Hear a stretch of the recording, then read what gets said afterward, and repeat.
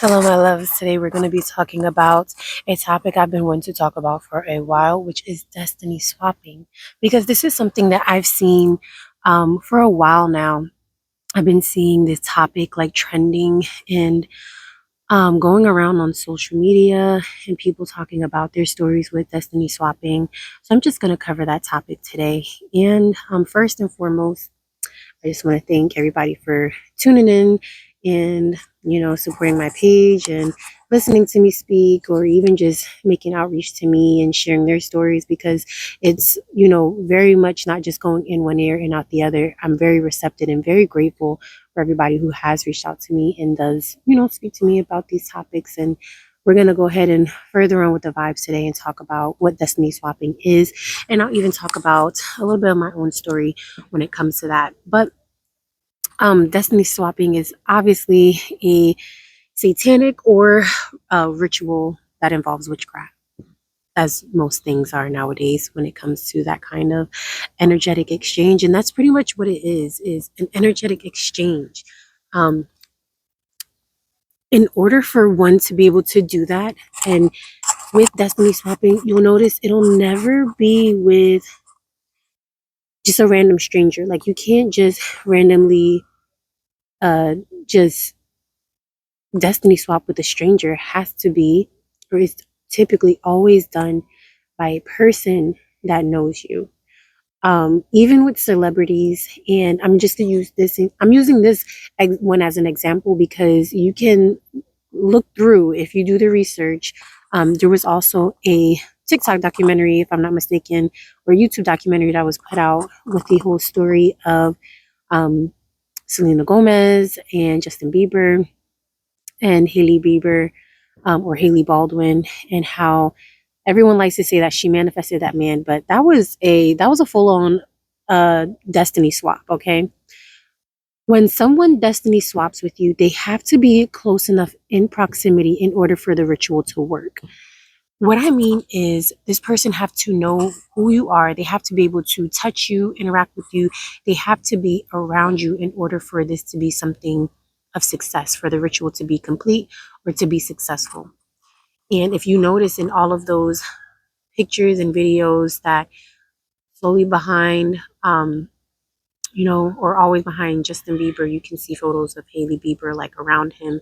And normally, what happens is during this ritual, you have to be able to be in some kind of proximity, in some kind of interaction with the person that you are choosing to do, or you're choosing as your victim or your target.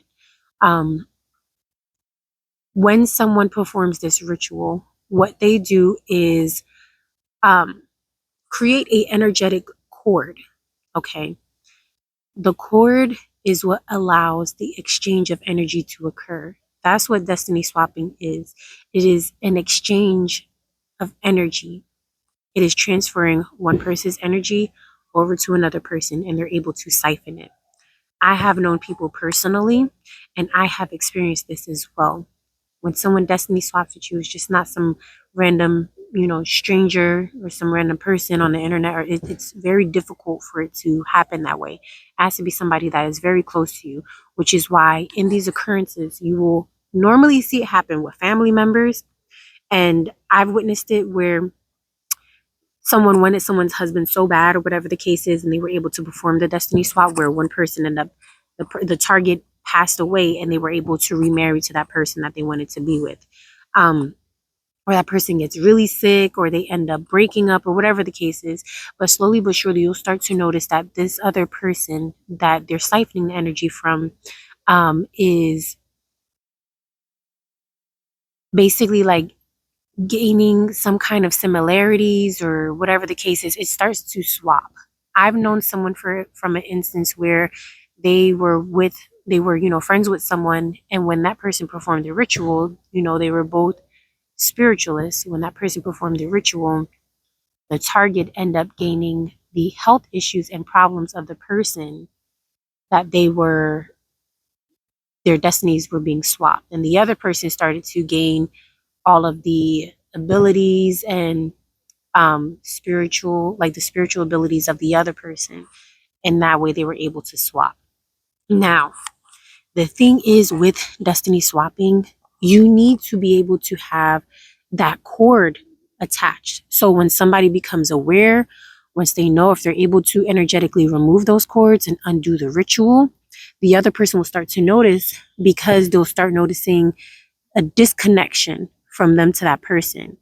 They won't be able to feed on your energy any longer. They won't be able to um, feed on your life force and take that energy from you.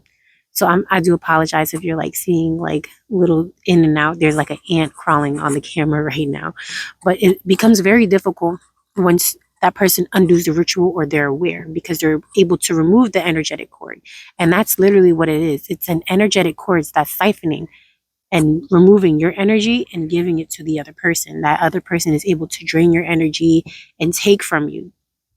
Take your energy, take your influence, take your style, take your man, take your life. That's basically what it is. But once you become aware and start to undo that, the other person starts losing the energy that they were taking from you. It's literally just a case of, you know, energetic exchange, and a lot of people don't understand that. Which that's what witchcraft is. A lot of it is just energy exchange. Some people are able to just really siphon your energy in a way where they're just completely draining you and cloaking you from being able to connect with your spirits, or connect with the outside world, or be aware of what's going on. They try to cloak you and blind you from being able to be aware or catch on to what that is exactly.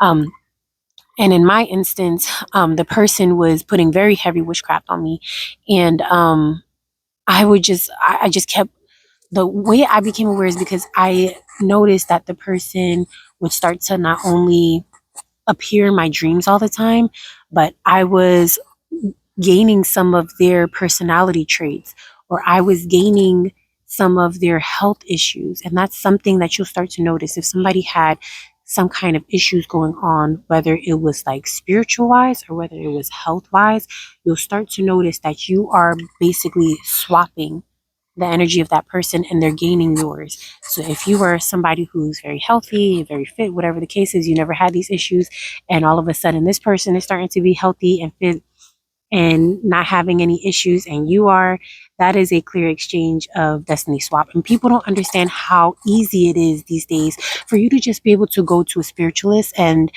they're able to perform that ritual for you, you know, with the right amount of money. I have also, I'm going to try to keep this as quick as I can, but one story that I have was a story told by my father-in-law, and he's from Haiti. And he told me the story about his homeboy, and his homeboy was sick and unable to leave the bed. And he tried to, you know, one day go visit him. And before he went to go visit him that night before, he had a dream in his sleep. And in his sleep, a spirit came to him and told him, whatever you do, don't sit in that chair. Those people are trying to swap destinies. They're going to make you sick. Don't sit in that chair. And he was like, what? And he woke up. Lo and behold, he goes to his homeboy's house to go visit him and see him because his homeboy was sickly. And the family was urgently trying to get that man to, they by all means was trying to get that man to sit in the chair. And he's like, I'm not sitting in the chair, because the chair was the vessel to be able to connect that cord from his friend's sick spirit to his. So as long as he sat in the chair, they were able to complete the ritual. However, nonetheless, he didn't. He said he ran out of the house. He never looked back. He never became friends with that person. But in that instance, he knew that he was going to be sick and on his deathbed, and that his friend would be healthy again. That's what the spirit told him in his dream, and it played out in real life. But you know, you have to be very on point with your spiritual hygiene, be on point with, you know, being aware of those who are not your friends. You know, it happens with your family too. You have to be very safe out here, not so trusting, because there are people out there who see what you have, and even though you might not feel you're abundant, they see your abundance, they see your light, they see you shining, they see your happiness, and they will try to take it from you.